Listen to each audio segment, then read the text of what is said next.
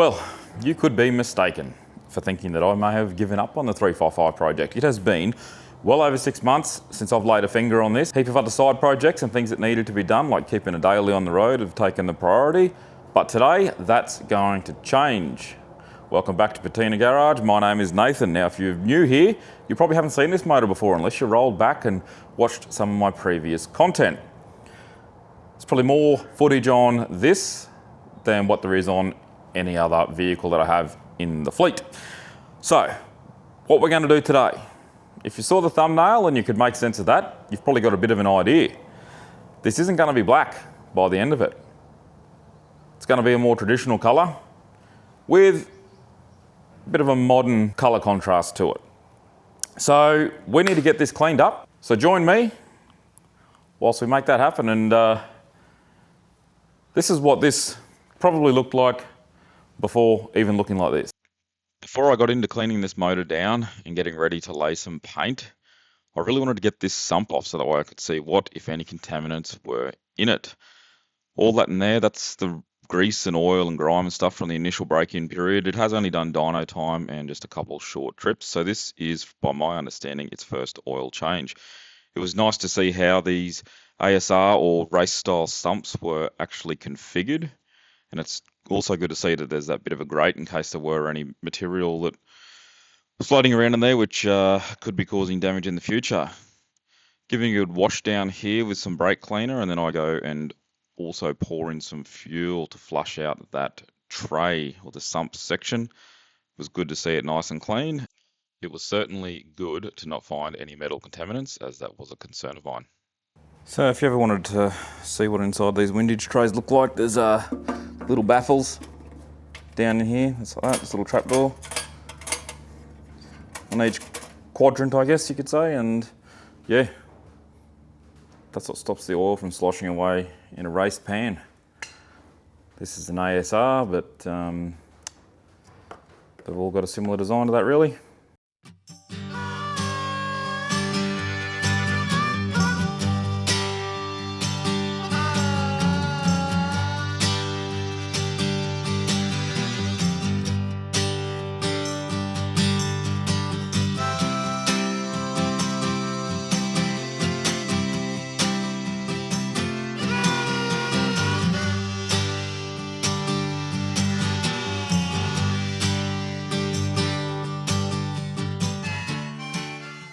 Well, that's the sump, looking pretty dang good compared to what it was. Had all that break-in grease and rubbish in it. That was the first time the oil has been changed in this thing since it did dyno time and was built.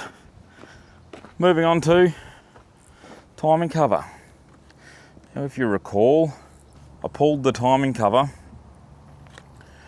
off so that way I could install a mechanical fuel pump on the 355.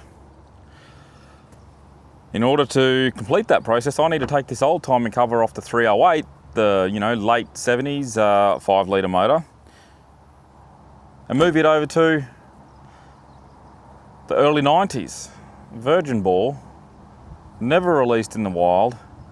Haven't told you this yet, but doesn't even have an engine number stamped onto it motor, giving us this provision here. In order to do that, we need to finish cleaning this up. We'll start cleaning it up because it's filthy and we want to paint it. And I'm praying that I don't find anything wrong with this because I've sort of hedged all my bets against this one being the one that we're going to use. But anyway, let's do that. You love it when they just use general household silicone for this sort of stuff. That's dodgier than me. And I'm pretty rough if you haven't noticed. Let's make it up as I go.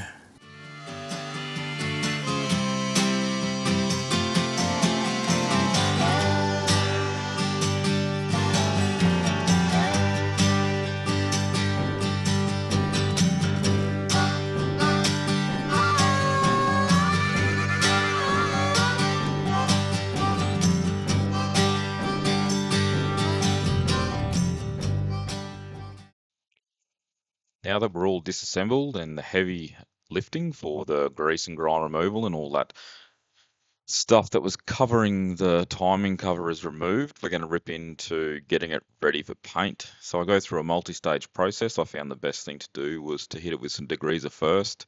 I tried the brush, wasn't really effective, so just went straight onto the Scotch. After a couple of rounds of degreaser, I pretty much did the exact same thing with brake clean. Couple hose downs, a good scrub, and then following it up with a cotton cloth to remove anything that I could. The final step that I did was I used some wax and grease remover. I tried not to take any chances and gave it a fairly good scrub down. Any parts that were flaking, I did hit with a wire wheel just to tidy it up a little bit and try and get rid of any edges that could have caused issues with paint lifting in the future.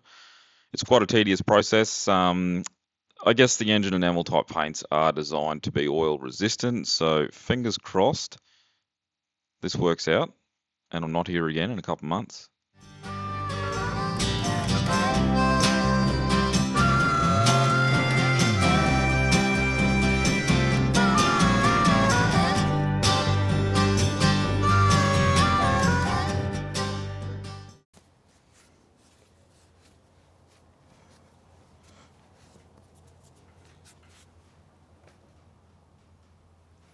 Okie dokie.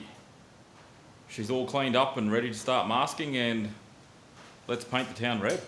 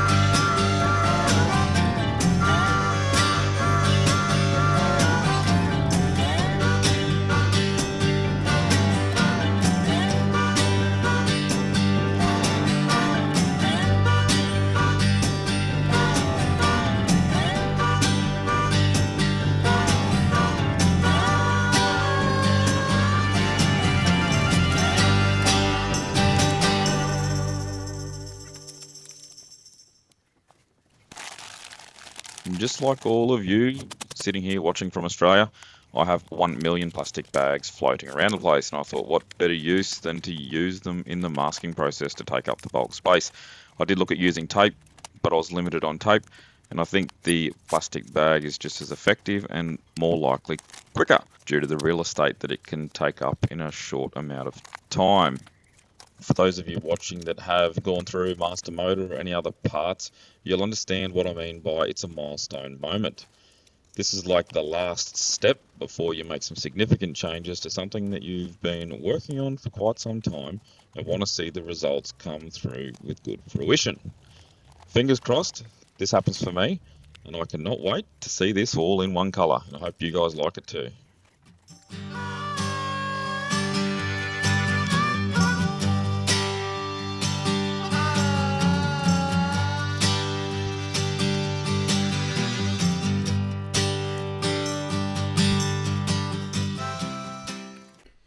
Well, that is masked.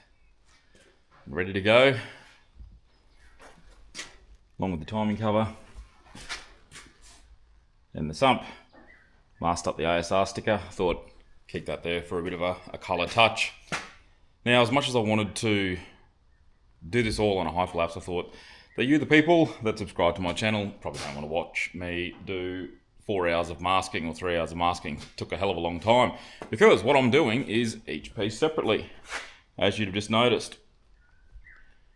That way, when I bolt it all back together, the stainless bolts and that sort of thing will be on display for you to see and just help tie the motor in. So it's going to be black intake, billet rocker covers, red block timing cover sump, pump will remain natural steel, pulleys will all be black. So I guess all I've got to do now is hit this with a bit of wax and grease remover and roll this fine looking vehicle out of the shed so it doesn't get any overspray.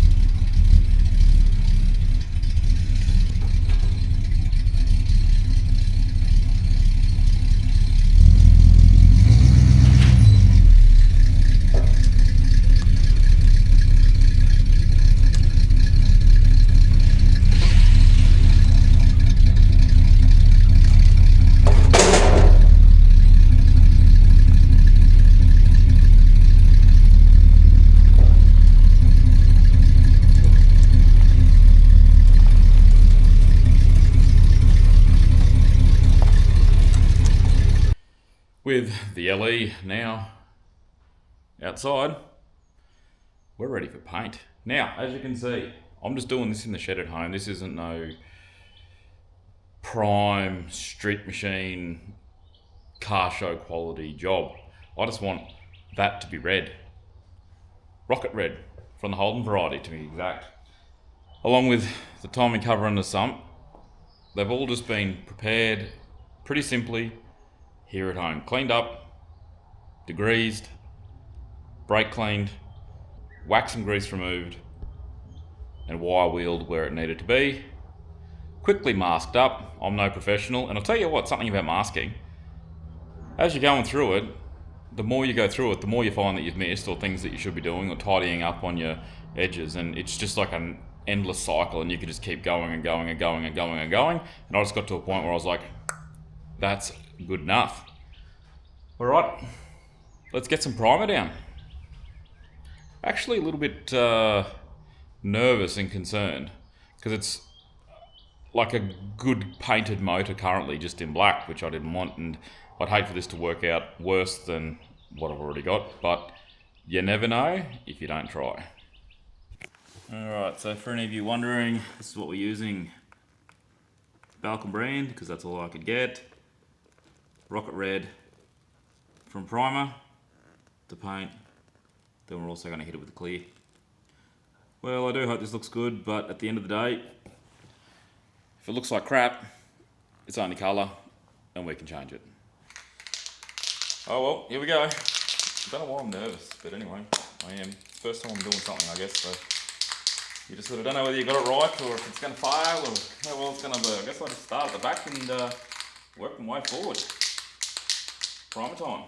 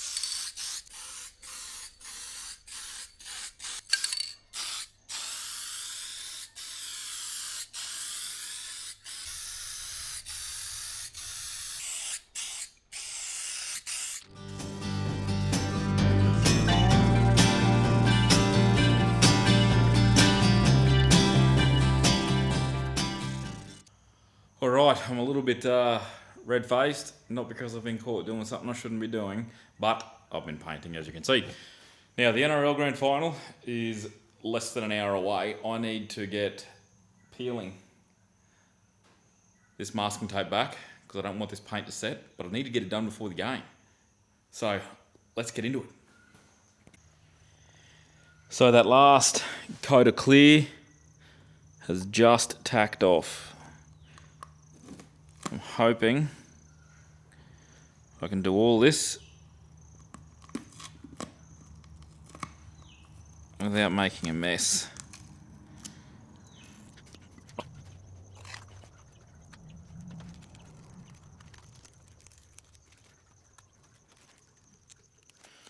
First one. It's worked out pretty good. In these couple spots where it's bled. Don't know whether you can see that. But we'll just touch that up with a sharp blade.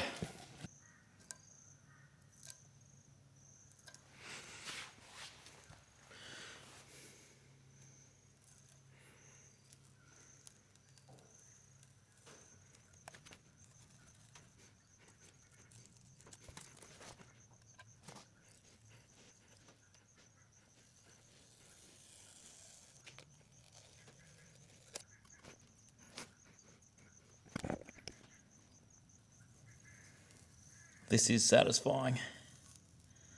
You got to give it that.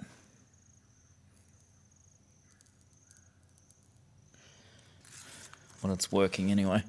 Probably not so much fun when it fails.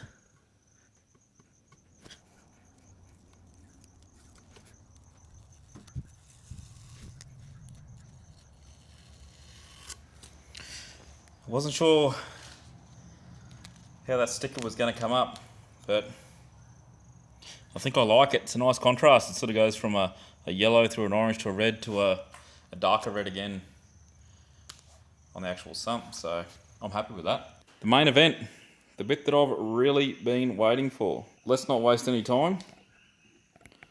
Legit, treat this like a band-aid and get it off. Where do you start? Let's start at the front.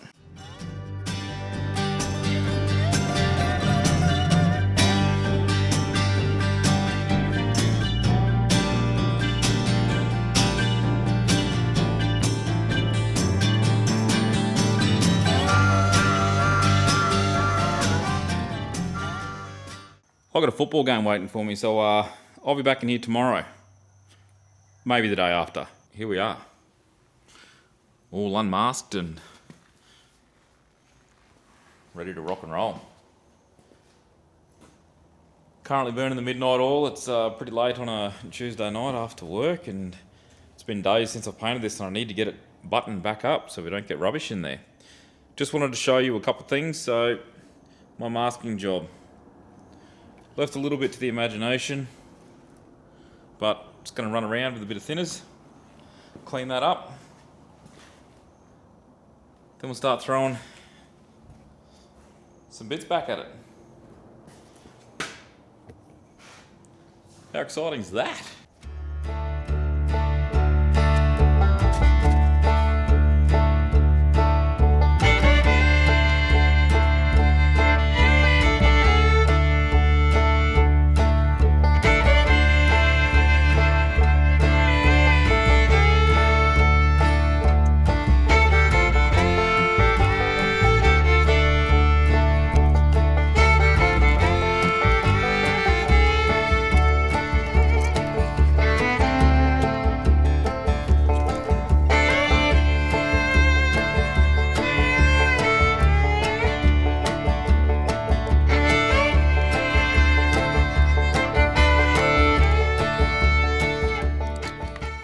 Alright, so that's that.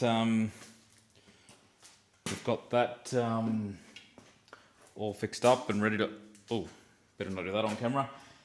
Nah, just kidding. Just a bit of all-purpose thinners.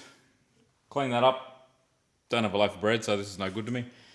Then I just went around and scraped the edges just to get rid of a bit of a burr that was, you know, anywhere that there was a paint mark, paint masking. Yeah, there was just a bit of a burr, so I just went around and cleaned that up on the spots that needed it.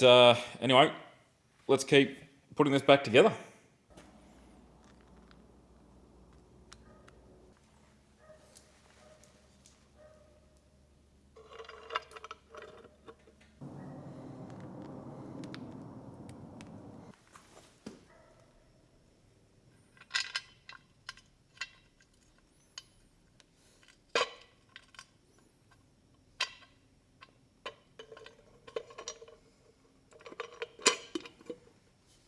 One last look at this beautiful assembly and my handy dowel pin work before we put a cover on this. As always, as when you look at multiple sources of truth, it gives you different information. What I'm going with is going to RTV or black RTV the gasket just lightly. Going to be using stainless bolts on this to try and give it a bit of a contrasting aesthetic with the billet covers. Because I'm using stainless bolts, I'm going to be using some nickel anti-seize. Just down there, actually I think it's silver grade to be honest. Yeah, silver grade anti-seize. That way we don't get any galvanic corrosion between the two dissimilar metals. First time busting all this together, so we'll see how we go. Here I've already got the gasket in place with a light lashing of RTV on both sides. Prior to putting these stainless bolts in, I am hitting them with that silver grade anti-seize. That way there's less chance of them binding up. When two dissimilar metals are touching, I guess you could say, they tend to cause a corrosive atmosphere, and then they'll just bind up the next time you try to take them out. Going through, did the exact same thing with the water pump, just a light smear of RTV. All the fixtures went through, got them all secure. Once secure, tightened them up to about 25 Newton meters, I think it was. It was a fair few days ago, so I can't quite remember, but that comes to mind.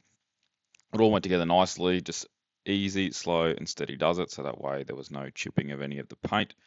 I think it's come up pretty damn good, and I hope you guys think so too. The only thing that I'm not quite sure about is the paint was slightly redder than I'd have liked it to have been. A more of a traditional off red or off orange would have been my preference, but I still think it looks good. It'll come together nicely, and I'm very keen to get it in the engine bay. Not long now.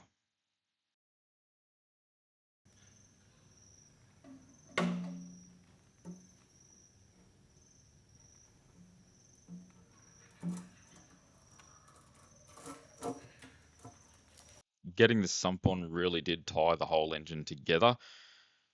I was far more liberal with the RTV for this. You may have seen in that previous clip, I did lay it down pretty thick. Special sort of noting to the points where the gaskets join around the timing case, and I just slapped it on so that way best chance of not leaking oil, because I don't want to have to take this out because I was a bit lazy and skimped on the RTV. No torque settings for the sump bolts, just did it until firm. For the front seal, just a light coating of RTV around the outside and then just tapped it home. It went in pretty well, just had to get a big socket and then a larger hammer towards the end to seat her into place. Grease was used on this. I've been filming at night, still trying to work out the settings on this new camera. If you just enjoyed all of that, well done and thank you very much. Would have been a hard watch, but we're done. And here it is. No, I'm just kidding. Here it is. All put together.